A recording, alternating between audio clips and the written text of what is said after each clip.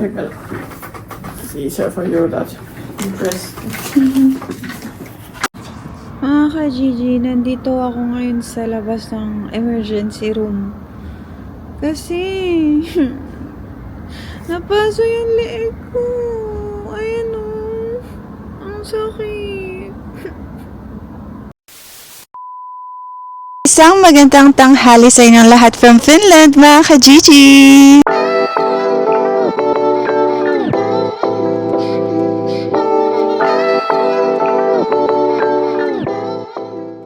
Hi mga ka-Gigi! Welcome back to our vlog! Kamusta kayong lahat mga ka-Gigi? Sana nasa mabuti kayong kalagayan. For today's video, nandito kami ngayon sa labas. Kasama ko ang ating maliit na bata. Kasama ko si Ziki mga ka-Gigi ngayon.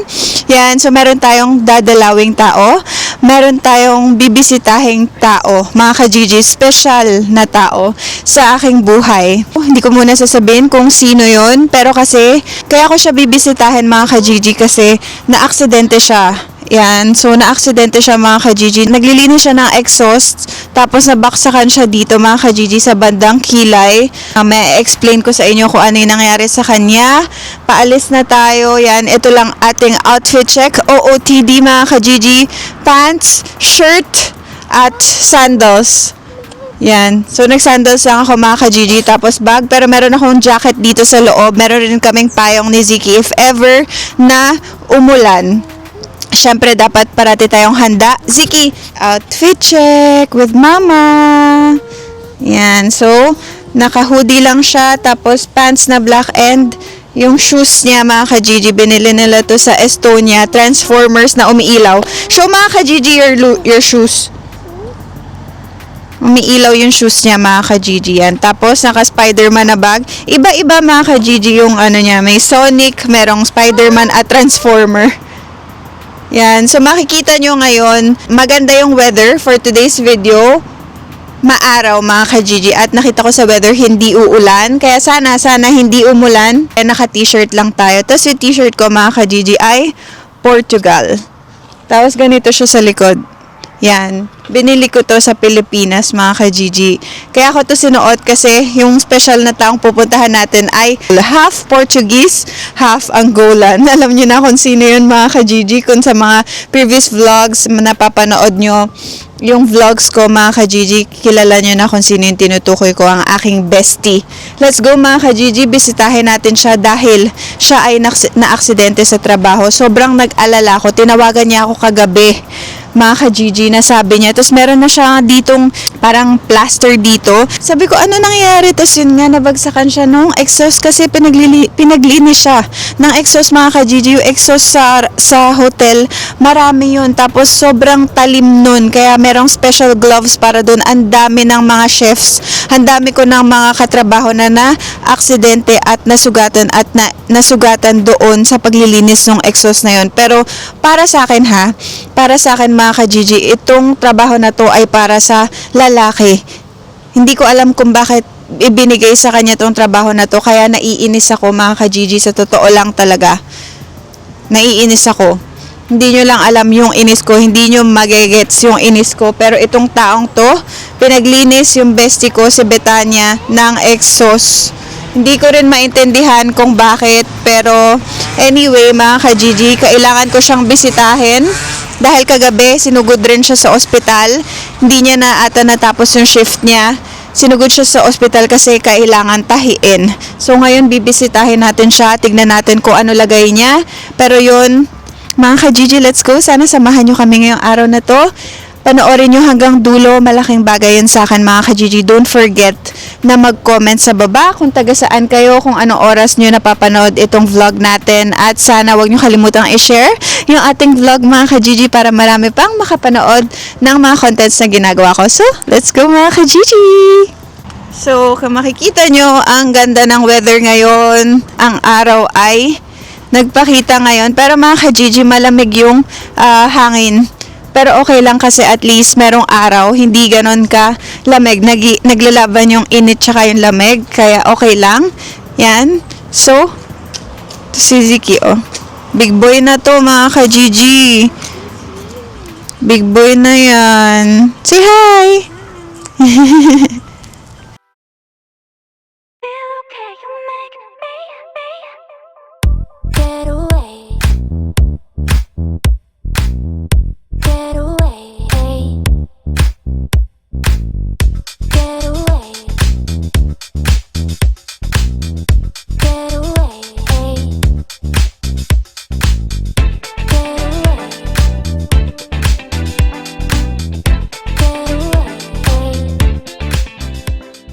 Hi mga ka-Gigi update. Nandito na tayo ngayon sa Murmani Mall. Yan, nandito kami ngayon sa mall. Bale, makikita na lang kami ni Betania dito kasi hindi ko alam kung anong gusto niya kainin mga ka-Gigi. Kaya sabi ko dito na lang kami magkita, tas dito na lang kami kakain. Iniintay ko lang siya mga ka-Gigi kasi malapit lang yung bahay nila dito. Sabi niya papunta na siya. So ito, tong kinakainan namin, ano siya, parang teppanyaki. Panyaki style mga ka-Gigi. So mamimili ka ng mga meat or parang seafood or kung ano man yung gusto mo ingredients na ilagay, tas ipapaluto mo. Tas meron dito number mga ka-Gigi. Naluto ko na yung akin mga ka-Gigi. Mamaya papakita ko sa inyo kung... Kaya lang, ang problema, itong mic ay ayaw dumikit sa ano ko, t-shirt. Nalalaglag. So, intayin natin si Betania mga ka-Gigi. Sabi naman niya, okay lang daw yung pakiramdam niya. Pero kagabi, nahihilo siya. Nahilo siya mga ka-Gigi dahil nga nabagsakan siya ng exhaust. Alam niyo ba kung gaano kalaki yung exhaust na yun? Ganun siya, tapos metal. Metal siya mga ka-Gigi, kaya super nahiwa talaga yung ano niya, bandang kilay. Nakakaawa naman yung bestie ko. Alam niyo mga ka-Gigi, sobrang hindi ako makalingon. Sobrang sakit ng leeg ko mga ka-Gigi. Meron akong stiff neck na mali yung tulog ko, posisyon nung tulog ko mga ka-Gigi. What do you want? Gigi, ano bang gamot sa stiff neck? Sobrang sakit ng leeg ko mga ka-Gigi. Hindi ako makalingon na maayos na gano'n, no? Feeling ko na mamaga. Ang sakit. Hot compress mga ka-Gigi. Mamaya gagawin ko, mag-hot compress ako mga ka-Gigi. Anyway, si Ziki, hindi siya pumasok sa daycare mga ka-Gigi. Kahapon din, hindi siya pumasok. Kasi, sumasakit na naman yung ipin niya sa bandang left naman. Kaya, nag-worry ako. Sinusubukan ko magpa-appointment sa dentist. Pero, wala akong makitang appointment. Kaya, ewan ko baka mag-walk-in na lang kami mga ka-Gigi. Ang tagal naman ng pagkain ko. Ito na mga ka-Gigi ko.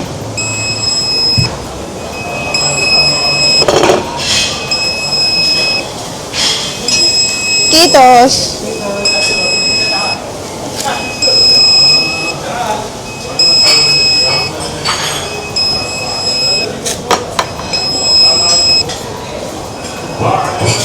Ito mga ka-Gigi, oh. Tara. Kain na tayo mga ka-Gigi. Kumuha lang ako ng chopstick and chili sauce. Ano to mga ka-Gigi? May pork, beef, shrimp.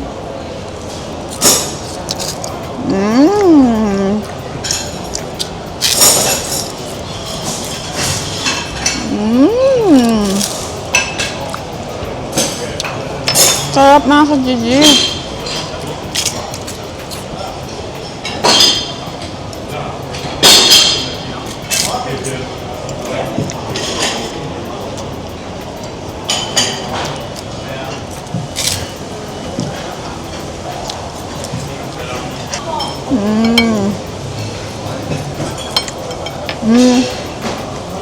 Ikaw din maglalagay ng sauce mo mga ka-Gigi kung ano gusto mong sauce, teriyaki, black pepper sauce. Tapos kung gusto mo noodles, pwede mo rin lagyan. Meron din silang sushi mga ka-Gigi. Pero nakakasawa, puro sushi, di ba? Maiba naman, teppanyaki.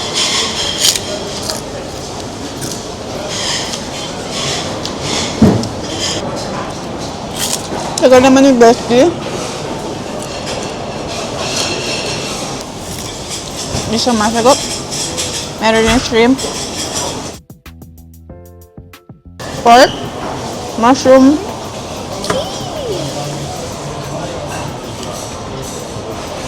Ang sarap.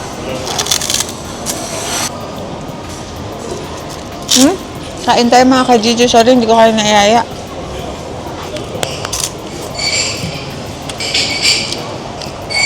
Meron dito number. Ilalagay mo sa plate mo. Isasabit mo ganun kung ano yung gusto mo. Sila magluluto. Para sa'yo. Tapos pag ready na, tutunog. Ganun mga ka-Gigi. Unlimited.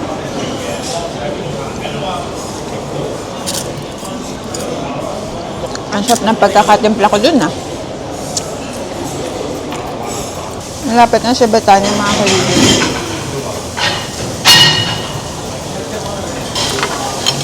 Tawag ang liit ko?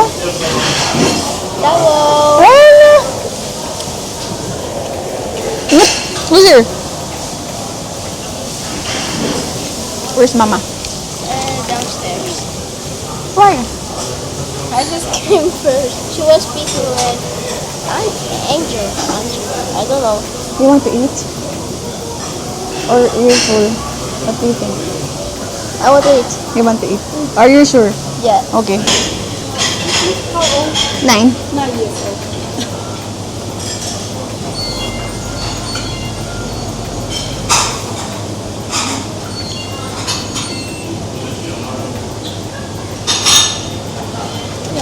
Thank you. Yun si ano mga ka-Gigi, si Kyla, bunsong anak ni Betania mga ka-Gigi. Anak ko na rin.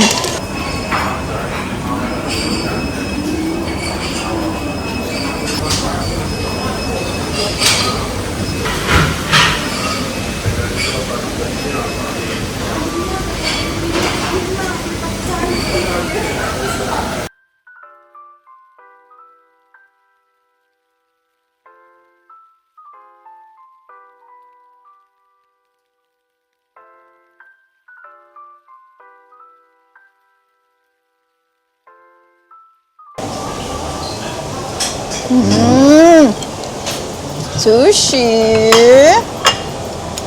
Sushi girl. Yes? Thank you so much. Yeah, okay. I'm okay. I'm okay. You know I'm strong, you know? We are strong, Mahali. We cannot Oh my gosh, you my can't poor break. baby. You can't break. You I can't wait, break. I'll get the...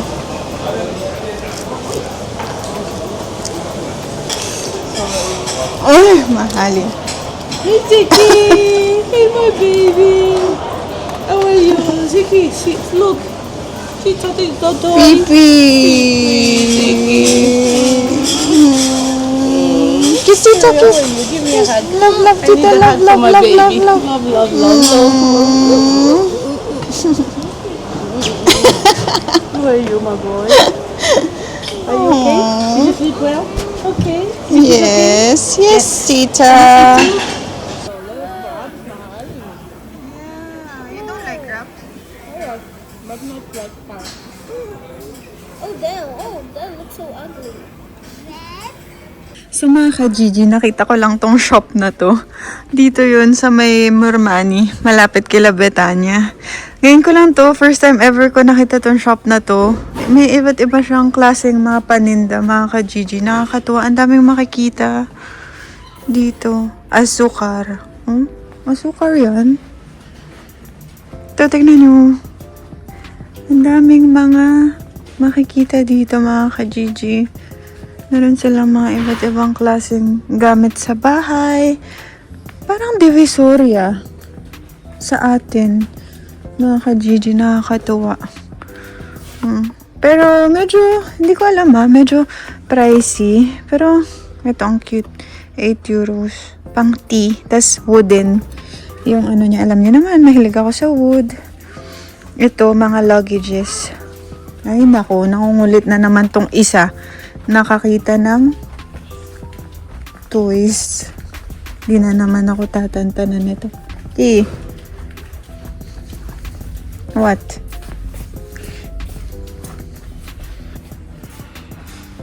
Ang daming klase dito. May costumes rin sila, oh. Mga pambata. Ito, mema lang to eh. May mabili lang to eh. Ito yung mga toys nila, mga ka-Gigi.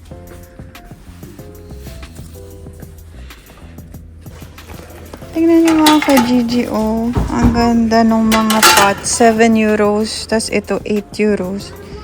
Tapos ang cute nung color. Pero, ayan o, color pink.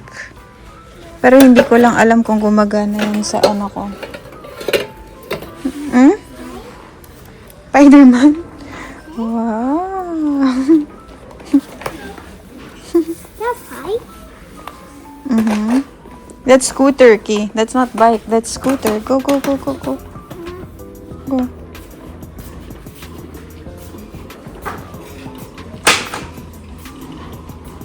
Oh!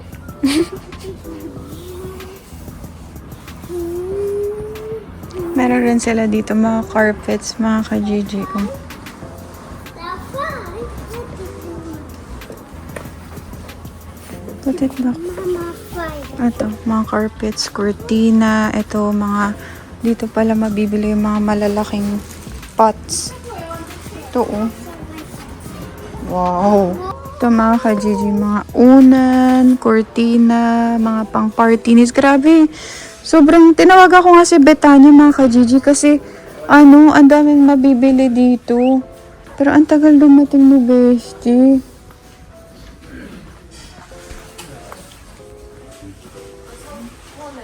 Do it. See? You can do it. You're such a big boy already. Yeah. A baby. My baby boy. Hello mga ka-Gigi. Yan, nakauwi na kami ng bahay. Kaka-uwi lang namin ni Ziki ng bahay. Time check natin 9 p.m. Medyo late na kami nakauwi. Kasi ang dami naming pinagkwentuhan, ang dami naming pinag-usapan ni Betania kung paano nangyari sa kanya, kung ba't siya nahulugan ng exhaust mga ka-Gigi. Kasi yun nga yung sinabi ko sa inyo, yung ano sa hotel, syempre malaki yung hotel, so yung exhaust or yung pinaka-filter, bakal yun, mga ka-Gigi, as in metal siya. Tatanggalin mo yun isa-isa, tas ilalagay mo sa dishwasher. Tapos yun, para malinis siya, tas ibabalik mo ulit. Ngayon, syempre mataas yun mga ka-Gigi eh. So syempre, naghagdan si Betania. Alam niyo yung ladder na parang, ano, pag 'di ba sa mga construction yung ladder, meron kaming ganun sa hotel. So ewan ko, hindi ko talaga maintindihan kung bakit siya yung inutusan na maglinis ng exhaust. Kasi usually, lalaki talaga yung gumagawa nun. Yun, so, syempre, nung ikakabit niya na, pinaka-last na yun mga ka-GJ, isipin nyo, last na, ano na yun, na exhaust na ilalagay niya, last na yun, last part, sa pinaka-corner. Buti, nandun siya sa pinakahagdan, mga ka-Gigi. Kinabit niya yung exhaust. Tapos, mga ka-Gigi, yung pababa na siya ng hagdan, nahulog. So, ang nangyari, nahulog yung exhaust, tumama sa kilay niya, tapos tas nahulog sa oven. Kasi katabi nun ay oven, mga ka-Gigi. So, isipin nyo kung kunwari, wala si Betania sa stairs, wala si Betania dun sa pinaka-ladder. Isipin nyo kung nakababa siya, tsaka nahulog yung exhaust, mas malakas yung impact, 'di ba? Kasi syempre, gagaling sa taas, pababa, mga ka-Gigi. So, isipin nyo kung kunwari nahulog yun sa ulo niya or sa mata niya, mga ka-Gigi, pinag-uusapan namin talaga na baka ikamatay niya talaga. Sabi niya, maybe I'm dead. Sabi niya ganun. So, alam niyo yun, sabi ko, God is good, mga ka-Gigi. Pinotektahan pa rin siya. Thank you, Lord, talaga. Sobrang nagpapasalamat kami. Buti na nandun siya sa ladder kasi yung impact, mga ka-Gigi, hindi ganun ka lakas. So, yun, nahiwa yung ano niya dito sa taas ng kilay, mga ka-Gigi. Nagpatulong lang siya dun sa isang waiter. Tapos sabi nung isang waiter, hindi naman daw ganun kalalim. So, parang nilagyan siya ng plaster. Tapos tinawagan niya ako. Sabi niya, Mahali, nabagsakan nga. Sabi ko, talagang grabe, na-shock ako, mga ka-Gigi. Sabi ko, paano nabagsakan? Kasi hindi ko pa syempre alam yung kwento, ganyan. Tas yun na, si Jomar, thank God, mga ka-Gigi, nandun si Jomar. Si Jomar ay isang kababayan at kaibigan ko na nagtatrabaho kung saan kami nag-work. So, nung time na yun, kagabi, merong work si Jomar. Tinawagan ko siya, minessage ko, sabi ko, Jomar, pakicheck si Betania sa baba. Kasi taas si Jomar nasa baba, si Betania. Sabi ko, pakicheck naman si Betania kasi nalaglagan siya ng exhaust. Tapos nagdudugo ata, tapos pakibigyan siya ng burana or nung pain reliever kasi sumasakit, mga ka-Gigi, na hilo si Bestie. syempre, ikaw ba naman, bagsakan ka, di ba? Syempre, mahilo ka talaga. Tapos, thank you, Jomar. Maraming salamat dahil bumaba agad siya. Tinulungan niya si Betania. Nakita ni Jomar na talagang kailangan pumunta ni Betania sa ospital. Sabi niya, Betania, kailangan mo na pumunta sa ospital. Tapos yun, lahat sila, nagpabook na sila ng taxi, nagpabook na sila ng appointment sa doktor. Buti na lang mga ka-Gigi, yung time na yun, kasi mga 11 p.m. yun magto-12 na ng, midnight. So, buti na lang, meron doktor nung time na yun, mga ka-Gigi. Ayun, sinamahan nila si Betania, pumunta sa doktor. Tapos yun, binalitaan ako ni Bestie na 2 types stitches yung ginawa dito sa kanyang kilay. So, mga ka-Gigi, grabe, sobrang nag-aalala talaga ako. Alam niyo yun, tinatanong ko siya kung ano na-feel niya ba kasi nahihilo siya, ganon. Ayun, buti na lang nagpunta siya kagabi kasi kung ngayon siya nagpuntang umaga, hindi daw matatahi kasi syempre parang siguro natuyo na yung sugat, ganon. Grabe, hindi mo talaga masasabi kahit na nag-iingat ka. Sabi nga namin ni Betania, kahit na nag-iingat ka, doble ingat ka, talagang kung ma-aksidente ka, talagang hindi mo masasabi talaga yung ma-aksidente. Kaya nakakatakot talaga mga ka-Gigi. At ito pa ha, hindi ko pa sa inyo nasasabi, pero na-aksidente rin ako 2 days ago.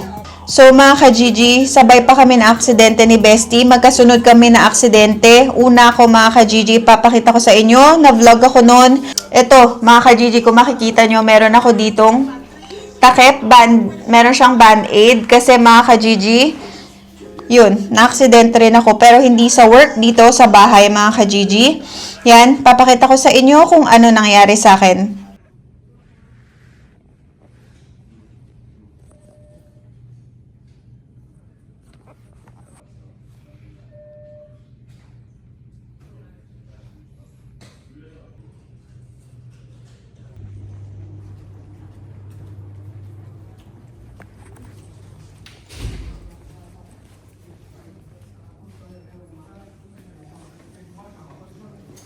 Mga ka-Gigi, nandito ako sa ospital. Chine-check nila ako.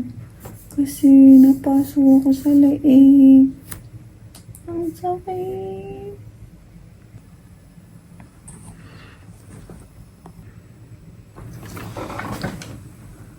It looks better.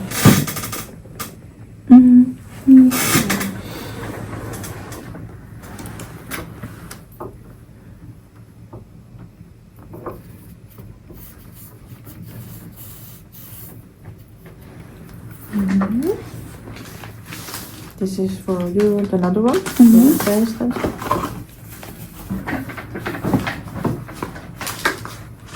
You can change this tomorrow night.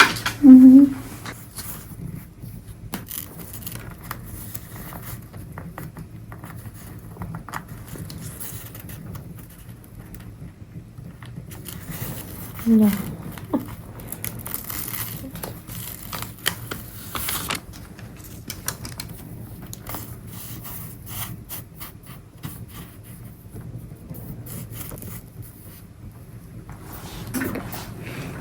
It's easier for you that you press. Mga ka-Gigi, nandito ako ngayon sa labas ng emergency room. Kasi, napaso yung leeg ko. Ayan o.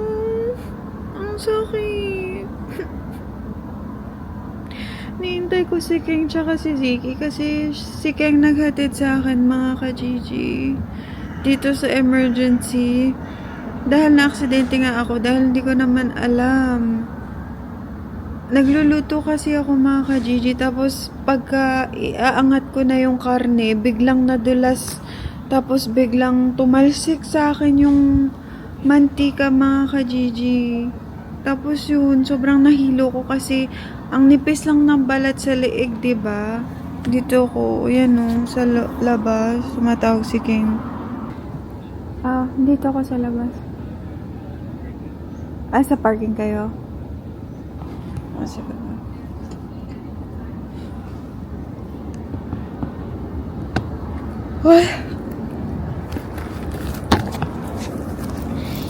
Pinauwi naman ako mga ka-Gigi. Yan, ito, meron nga ako nung bracelet. Yan o. Buti na lang nakaiwas ako. I mean, buti na itaas ko yung mukha ko na ganun mga ka-Gigi. Kasi kung hindi sa mukha ko yung madadali mga ka-Gigi. Ayan no, kaya sa leeg. Ayun, dalawang yun. Hi mga ka-Gigi, update. Nakauwi na kami ng bahay. Hinatid kami ni Keng. Kakahatid lang sa amin ni Keng. Dumaan muna kami sa Lidl mga ka-Gigi kasi nag-grocery ako ng konti. Tapos, ayun na nga. Tumitingin sa akin yung mga tao kasi tingnan nyo naman. Ano ba naman yan, Hazel? Ayan mga ka-Gigi, oh. Injured tayo for today's video. Buto dala ko yung jacket ko kasi kanina paglabas ko dun. Paglabas ko mga ka-Gigi, nakakahiya. Nahiya ako kasi tumitingin yung mga tao. Sabi niya siguro, ano nangyari dun? Ayan yung, ang laki niyan. Ganito mga ka-Gigi, oh. May ganyan. Tapos ito nga, yan, ang ating, sabi nung nurse, sabi nung doktor, mga ka-Gigi, bukas papalitan ko to, bukas ng gabi. So, ang nangyari, sabihin ko sa inyo nangyari, Nagluluto ako ng meat, mga ka-Gigi, karne. Yung tapos ko na siya lutuin, mga ka-Gigi, yung tong, pangsipit, diba? Yung tong, kinuha ko yung karne, tapos yung pagkuha ko ng tong na ganun, hindi ko masyadong nakuha, bumagsak yung karneng ganon. Di pagbagsak niya, syempre, titilamsik. Tumalansik, mga ka-Gigi. Naka-white ako, white shirt. Puro tilamsik, mga ka-Gigi, ng oil tsaka butter. Buti na lang, halo, butter and oil. Kasi sabi ni Ken, kung oil lang yun, kung pure oil lang yun, mga ka-Gigi, baka 3rd degree burn or 2nd degree burn. Pero sabi ng doktor is 1st degree burn lang daw. So, wala daw ako dapat alala, pero sa Monday, kailangan ko bumalik ng ospital para i-check nila. Dahil pinakita ko yung picture, mga ka-Gigi. Ito siya kanina.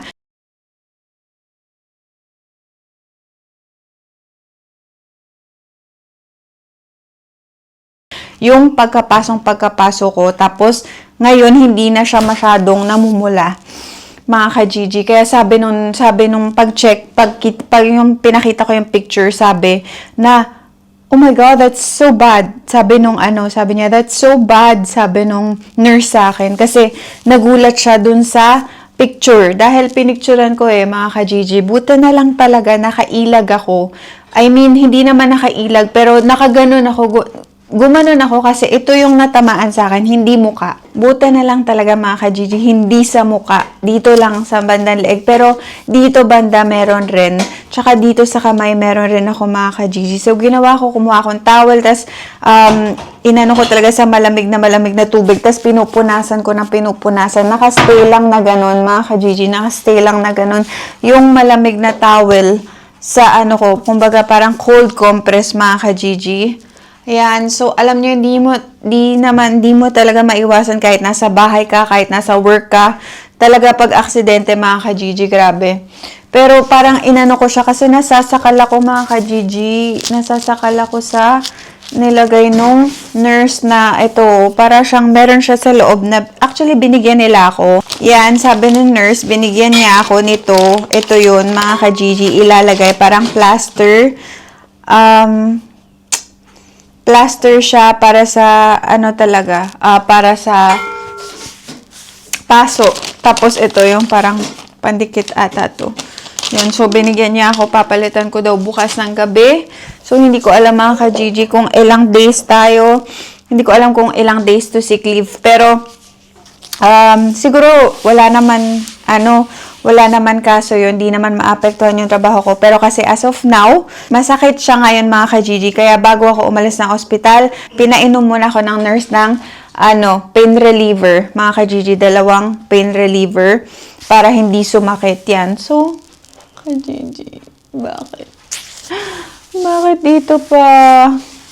Yan. So, wala mga ka-Gigi. Wala tayong magagawa. Ganon talaga ang buhay. Hindi mo masasabi ang aksidente. Kaya, ay, ngayon na lang masasabi ko.